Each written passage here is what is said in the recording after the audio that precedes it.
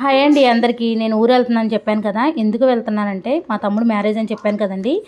Marriage కోసం అయితే నేను బ్యాంగిల్స్ అన్నీ ఈ విధంగా సర్దుకుంటున్నానండి.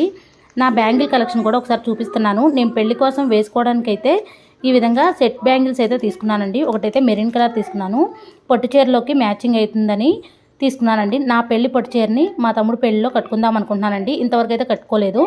10 years బ్యాక్ కట్టుకున్నాను. ఆ చీర మళ్ళీ ఇప్పుడు కట్టుకుంటాను. ఇదైతే రెడ్ కలర్ బ్యాంగిల్స్ అండి. ఈ మా అమ్మ కోసం. ఇంకొకటి మెరూన్ కలర్ బ్యాంగిల్స్ అండి. ఇది ఇంకో చీరలో కలుస్తాయి. గ్రీన్ అండ్ మెరూన్ కాంబినేషన్ అండి అది, ఆ పొట్టు చీర. ఇలా ఒక బాక్స్లో అయితే సర్దుకుంటున్నాను. సైడ్ బ్యాంగిల్స్ అయితే ఈ విధంగా మెరూన్ కలర్, గ్రీన్ కలర్ ఉన్నాయండి. 4 ఉన్నాయి. అవన్నీ కూడా ఈ విధంగా నీట్గా పెట్టుకుంటున్నాను. తర్వాత స్టిక్కర్ ప్యాకెట్లు అండి. ఇవన్నీ కూడా డబ్బాలోనే స్టోర్ చేసుకుంటున్నాను. తర్వాత మా పాప కోసం అయితే కొన్ని బ్యాంగిల్స్ తీసుకున్నాను. మా పాప కోసం అయితే 4 బ్యాంగిల్స్ సెట్లు అయితే తీసుకున్నానండి. ఇవైతే 4 బ్యాంగిల్స్ వచ్చాయి. దీంట్లో అయితే పెద్దవి అయితే 2 వచ్చాయండి. తర్వాత ఇవి మామూలుగా ఫ్లవర్స్ పెట్టుకోవాలన్నా లేదా హెయిర్ లేకుండా ఉండాలన్నా టిక్ ట్యాక్స్ ఉండాలి కదా, అందుకని టిక్ ట్యాక్స్ పెట్టుకున్నాను. తర్వాత నార్మల్గా శారీస్ ఎక్కువగా కట్టుకుంటాం కాబట్టి శారీ పిన్స్, ఒక లిప్ బామ్, అలానే పాప కోసం హెయిర్ బ్యాండ్స్, అలానే పాప కోసం చైన్స్ అయితే పెట్టానండి. నా కోసం అయితే హెయిర్ బ్యాండ్స్, అలానే పాప కోసం కొన్ని చైన్స్ ఇలా పెట్టాను.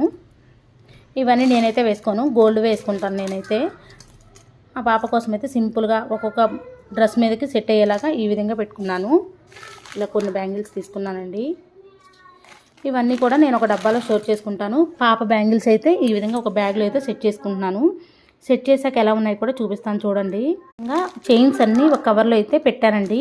ఎందుకంటే వాటర్ తగిలి అనుకో తెల్లబడిపోతాయి కదా, ఈ విధంగా ఒక కవర్లో అయితే పెట్టాను. అలానే కింద పడకుండా ఉంటాయి. నా బ్యాంగిల్స్ అయితే ఇలా బాక్స్లో పెట్టేశాను. పాపవన్నీ ఇలా ఒక బ్యాగ్లో పెట్టేశాను. ఇవన్నీ కలిపి హ్యాండ్ బ్యాగ్లో పెట్టుకుంటే సరిపోతుంది. శారీ కట్టుకోవడానికి శారీ పిన్స్ కావాలి. ఇంకా సెట్ బ్యాంగిల్స్ ఉన్నాయి కదండి, ఇవి ఎలా పెట్టాలో అర్థం కాక అలా పెట్టేశాను.